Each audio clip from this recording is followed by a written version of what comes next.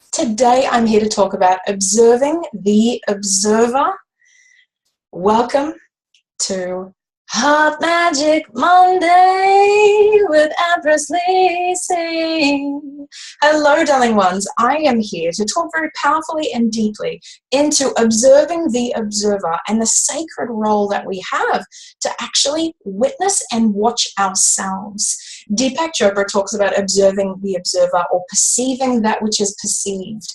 It's very, very important to understand that we are cloaked with a bias, that we have a prejudice and a shadow where every time we turn, we can see whatever's in front of us, implicating our behind, that there is always something that we can't see within ourselves. And now that my role is devoted to those who are in sacred service to others, healers, coaches, energy workers, and natural health practitioners, one of the things that I'm privileged to be able to guide and bless my clients through is sacred self-observance. And if we are not dedicated to respecting and understanding that in our role to serve and help others, we have to be watching ourselves, we will stay in denial, we will stay in self-deceit, and we will actually prevent our clients from progressing. Ouch. This must be next level Empress Lysa work, because this is hurting me to even say it, which is why I'm so thankful that I'm here to declare the truth, because I did this, I do this, and I will still do this. My personal work is to remember that whomever I am serving, they are only ever a sacred reflection of myself.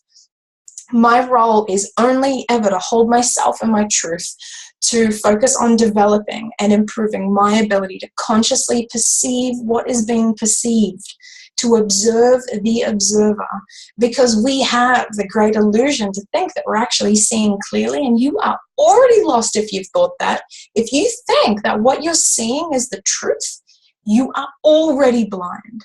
What I know is that whatever I'm perceiving is already contaminated information. It's already a facade. I'm already deleting, distorting, and I'm changing the information to suit my preferences and protect my aversions.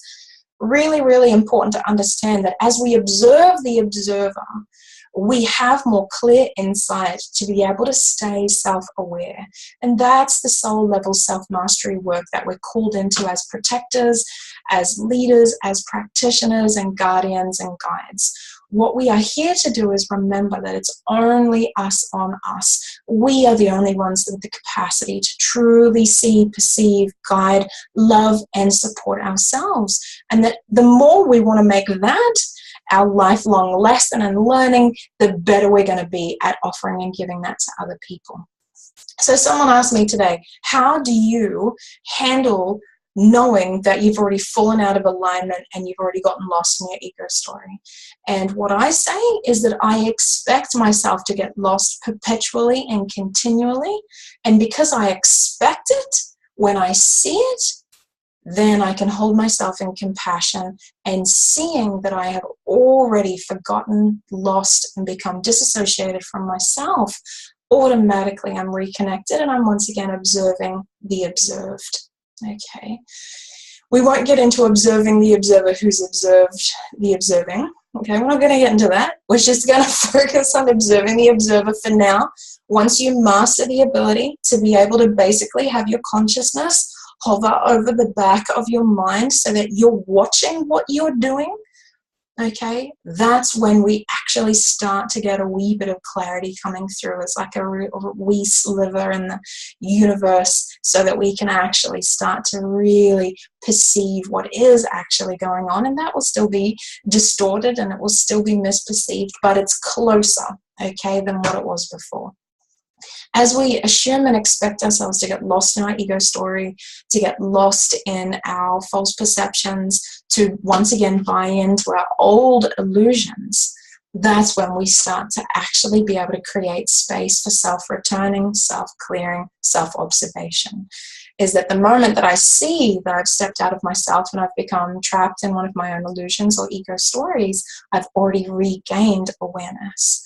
One of the big mistakes that's really, really common, and I still do this from time to time, is that I judge that disconnect.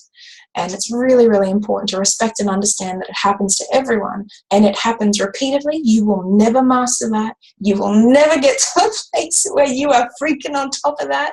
But what you can do is hold yourself in mercy and compassion and love and respect.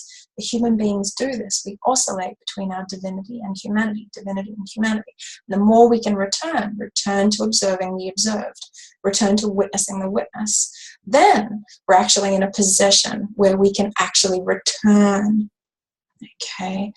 Through that mercy and compassion, we actually create space where we can come back into the correct alignment of witnessing the witness.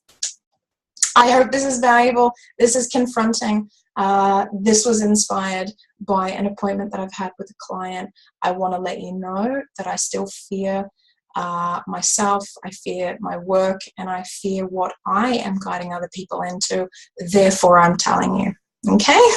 Because I'm a flawed human being who is deeply committed to self-healing, self-mastery, and actually creating a compassionate presence. I want to be somebody who can love anyone before me, no matter how they are behaving or responding to me. I want to be able to perceive the truth in others without falling into that knee-jerk reaction of judgment, rejection. Okay, and that is my sole intention, and I fail at that every day, which is why I continue to hold that as my loving intention, because I need it. I need to feel that there is someone who is willing to continually forgive and change and return to mercy and compassion to stay with me and love. And because that is what I need, because this is here, what I'm here to teach, this is what I need to learn, and so I perpetually and continually allow myself to stay within this. And I love living because I know that I'm always willing to eventually come back to love. And I want to let you know that that makes my life rich, worthwhile, deep, meaningful, and extremely painful at times. And that's what I signed up for, and I love it. So please tell me what you think of this. Don't just watch this and go like, look at Lysa Black riffing and spilling out some of the most sacred and vulnerable information that she can share and be like it. Don't just like it. Tell me. I want you to tell me, what has this done to you? What are you thinking? What are you feeling? What are you perceiving? You might judge this. You might like this. I don't mind what your experience of it is, but I want to hear what that is, because I think through relationship, through engaging, we have a powerful ability to perceive and to interact in a way that helps us to grow and expand, and that's what I signed up for.